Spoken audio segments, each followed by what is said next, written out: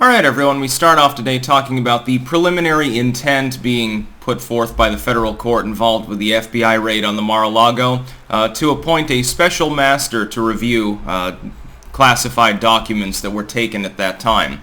I think that the wheels of this particular cart are going to fall off fairly steadily. It really reminds me of the 5 or 6 or maybe 7 other times that they've tried to persecute Trump over Pissgate, Steele dossier, Russiagate, tax returns, etc. They've been doing this now for more than half a decade, so I can't imagine that this particularly works out differently than all of the other nothing burgers against Trump.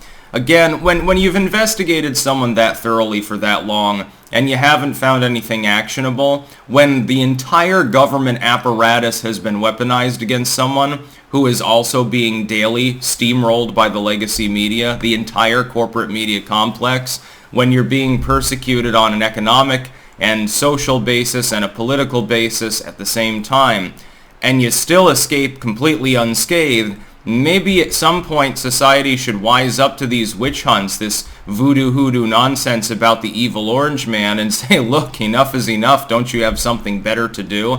The fact is, this is what we know.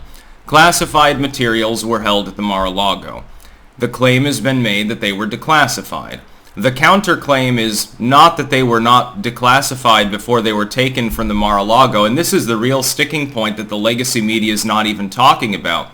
The real sticking point is that the only cause by which the FBI raid was okayed was direct coordination between the DOJ, the National Archives, and the Biden administration involving Joe Biden himself to retroactively undeclassify the documents by removing executive privilege over them by Donald Trump.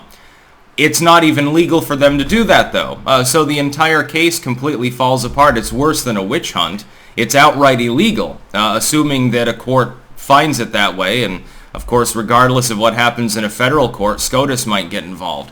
Then, the next battle that I predict would take place is that people would be pushing very heavily. Liberals would go completely apeshit and demand that SCOTUS not get involved without the 3 Trump justices recusing themselves.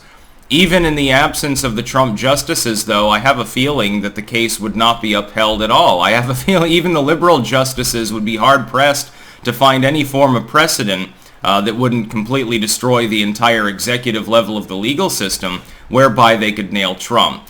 What I think, therefore, is the plan is to drag this out through midterms and possibly further, not really to jail the evil orange man or any of this hyperbolic bullshit nonsense you're getting from the legacy media and elements of liberal craptivism right now. It's just a political ploy. That's all it is. They don't want Trump back into office, so they want to undercut him in the midterms to make sure as many MAGA candidates as possible don't get elected.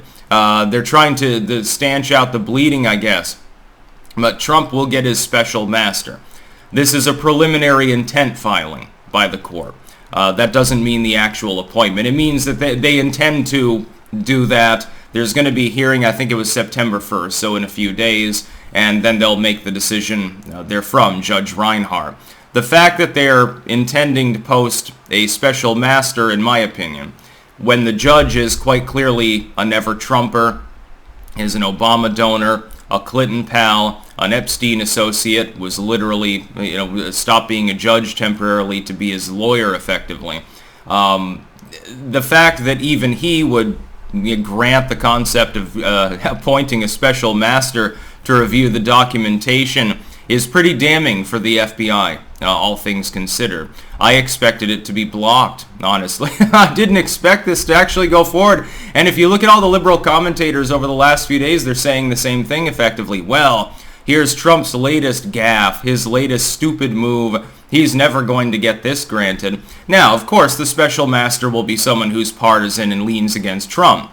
Again, though, the central problem here has nothing to do with the boogeyman of top-secret documents being improperly stored at the Mar-a-Lago. It has to do with the debate over whether a former president continues to have executive privilege, and that's established, they do, and whether a current president a steward, but, uses that term to describe his office, has the ability to unilaterally decide that that does not apply to some or all materials that former executive is utilizing in some capacity. Improper storage, by the way, is not only a very subjective term, it means absolutely nothing, but comes with an additional caveat. You see, Donald Trump and his people were openly coordinating with Secret Service and the FBI, with all of these different groups, to properly store the documents. They even doubled up the locks on the room that contained these documents anyway, because they were asked to do so. How then do you get to obstruction? Not only was the Trump team not obstructing the repatriation of these documents, they were openly speaking with the people from the DOJ and FBI at the time to make sure the documents were defended. You've got no particular evidence of any kind that I've seen, certainly not in this fucking affidavit because it's 85% redacted. You have no evidence that anything was improperly shared with an enemy nation, an allied nation, somebody who didn't have access to classified intel or something like that. You have lists on the affidavit, on the inventory list, that talk about personal pictures and handwritten notes and shit like that. They don't even have anything to do with classified material. And then lastly, of course, you have the problem of the fact that the warrant was exceeded on the day of the raid itself by the taking of Donald Trump's passports. They weren't part of what was supposed to be taken. That's potentially litigation in the future as well, and Trump does have the time and the reason and certainly the legal finesse to wage such a case. So a special master will be looking into the documents and determining independently whether some or all of them don't even fit the MO of what the FBI was supposed to be looking for under their actual warrant. There should be an independent investigation when Republicans do take the House, and they will. They do need to convene a committee to look into this, to look into the abuse of the FBI, the use of the DOJ in a very blatantly partisan manner. There's a huge conflict of interest as well because Merrick Garland has a personal vendetta against Trump. We know this. He was denied a SCOTUS seat in the run-up to the 2016 election and was shafted, even though there was a push to actually put him on the court thereafter. We demand that Merrick Garland be put forth by Donald Trump because he was optioned before by Barack Obama. Ain't the way it works, but they did push for it. I would think that Merrick Garland, even though he enjoys a very high-level position, might feel a little bit stiffed by the Trump administration. Damn, I came so close to being on the Supreme Court and having a lifelong, cushy position that really I can't be removed from for any legit reason, so, I've got mine. I can imagine that would sting a little bit now, wouldn't it? So we'll have to keep a look at this story.